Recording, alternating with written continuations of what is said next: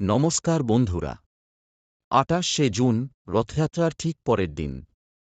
আপনি যদি রথ দর্শন করে থাকেন, আমাদের দেওয়া টোটকা পালন করে থাকেন, তাহলে দিনটি বিশেষ গুরুত্বপূর্ণ।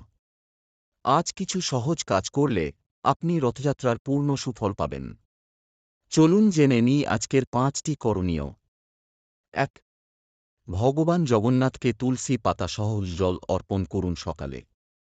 আর জয় জগন্নাথ মন্ত্র জপ করবেন মনে মনে। ২. গরু, কুকুর বা পাখিকে অন্ন দান করুন। এটি রথযাত্রার পুণ্যের শক্তিকে স্থায়ী করে। ৩. দুস্থ বা দরিদ্রকে কিছু দান করুন, যেমন কাপড়, খাবার বা টাকা। এটি জীবনের রাহুকেতুর কষ্ট দূর করতে সাহায্য করে। ৪.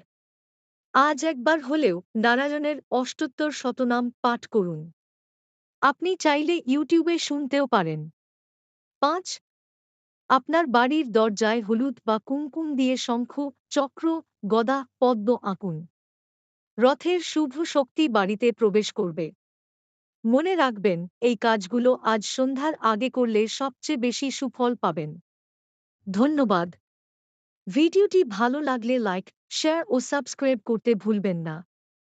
যে কোনো সমস্যায় যোগাযোগ করুন আমাদের হোয়াটসঅ্যাপ নাম্বারে।